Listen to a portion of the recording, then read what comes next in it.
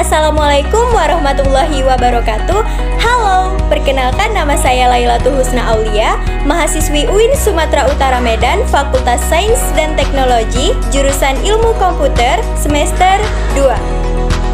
Di video kali ini, sesuai dengan thumbnailnya, saya akan memaparkan materi tentang diksi. Ada yang udah paham apa itu diksi? Kalau belum, yuk simak videonya sampai habis.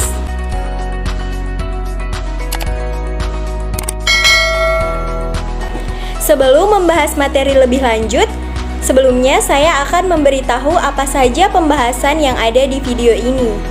Yang pertama ada pengertian diksi, yang kedua kriteria dan fungsi diksi, yang ketiga persyaratan diksi, yang keempat kaidah kelompok kata dan makna kata, dan yang kelima contoh diksi.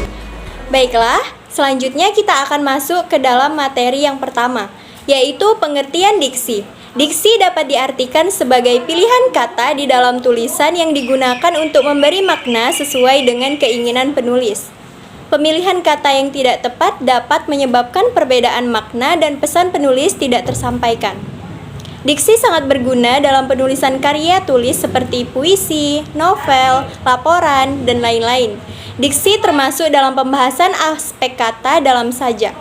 Aspek kata di dalam diksi meliputi denotasi, konotasi, morfologi, semantik, dan etimologi. Diksi yang tepat akan menimbulkan imajinasi yang memiliki estetika dan puitik. Diksi juga dapat diterapkan pada saat berbicara langsung di depan publik. Selanjutnya, kriteria diksi. Diksi memiliki 3 kriteria, yaitu ketepatan, kecermatan, dan keserasian.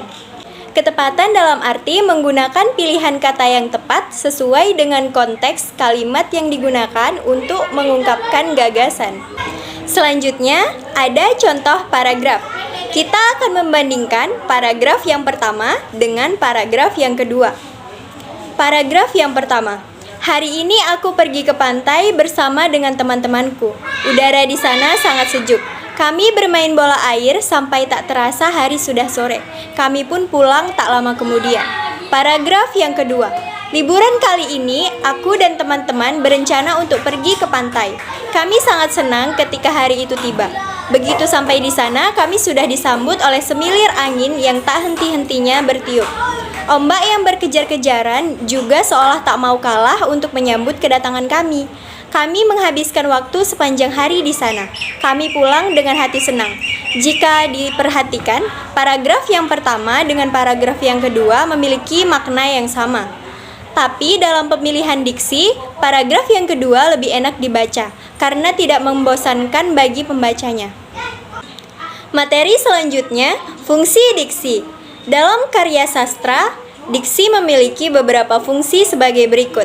Yang pertama, membuat komunikasi menjadi lebih efektif. Yang kedua, menciptakan komunikasi yang baik dan benar. Yang ketiga, menciptakan suasana yang tepat.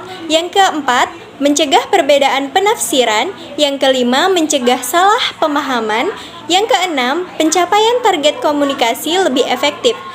Bahkan masih banyak lagi fungsi diksi yang lainnya. Selanjutnya, persyaratan diksi. Yang pertama, ketepatan, dan yang kedua, kesesuaian. Tepat artinya, kata-kata yang dipilih dapat mengungkapkan dengan tepat apa yang ingin disampaikan. Yang kedua, sesuai, artinya menuntut kecocokan antara kata-kata yang dipakai dengan kesempatan dan keadaan pembaca. Untuk memenuhi persyaratan ketetapan dan kesesuaian dalam pemilihan kata perlu diperhatikan. Yang pertama, kaidah kelompok kata atau phrase. Yang kedua, kaidah makna kata. Kaidah kelompok kata atau phrase tepat. Contohnya, makna kata lihat dengan kata pandang biasanya bersinonim. Tetapi, kelompok kata pandangan mata tidak dapat digantikan dengan lihatan mata. Seksama. Contohnya, kata besar, agung, akbar, raya, dan tinggi termasuk kata-kata yang bersinonim. Tetapi, kita biasanya mengatakan hari raya atau hari besar, tetapi tidak pernah mengatakan hari agung, hari akbar, ataupun hari tinggi. Lazim. Contohnya, kucing makan. Kita tidak bisa menggantikan dengan kucing bersantap, walaupun kata makan bersinonim dengan kata bersantap. Selanjutnya, kaidah makna kata. Makna denotasi adalah makna kata yang sesuai dengan hasil observasi panca indera dan tidak menimbulkan penafsiran lain.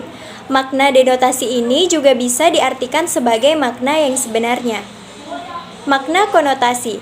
Makna konotasi adalah makna kata yang tidak sesuai dengan hasil observasi panca indera dan menimbulkan penafsiran lain. Makna konotasi ini dapat juga diartikan sebagai makna kias atau makna kontekstual. Contoh makna denotasi. Kepala adalah organ tubuh yang letaknya paling atas. Contoh makna konotasi. Ibu kota disebut juga sebagai pusat pemerintahan. Diksi berdasarkan leksikal terbagi menjadi 7. Yang pertama, sinonim. Yang kedua, antonim. Yang ketiga, homonim. Yang keempat, homofon. Yang kelima, homograf. Yang keenam, polisemi. Dan yang terakhir, hipernim dan hiponim. Gimana? Udah paham belum? Kalau belum, simak contoh kalimat diksi. Contoh kalimat diksi. Yang pertama, seorang perempuan ditemukan mati di dalam mobilnya. Kata mati lebih tepat untuk binatang, maka sebaiknya diganti dengan kata wafat atau meninggal. Yang kedua, kenapa kamu selalu mengacuhkan janji dengan kami? Mungkin kata mengabaikan lebih tepat untuk menggantikan kata mengacuhkan. Yang ketiga, pelaku pengrusakan itu sudah diamankan polisi. Pengrusakan akan lebih baik jika menggunakan kata perusakan.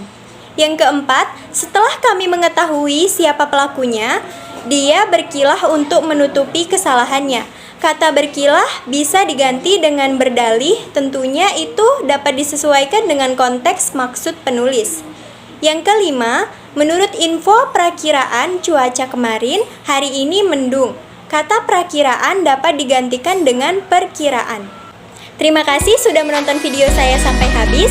Kalau ada yang salah, saya mohon maaf, khususnya untuk Ibu Junaida MPD selaku dosen pengampu mata kuliah Bahasa Indonesia.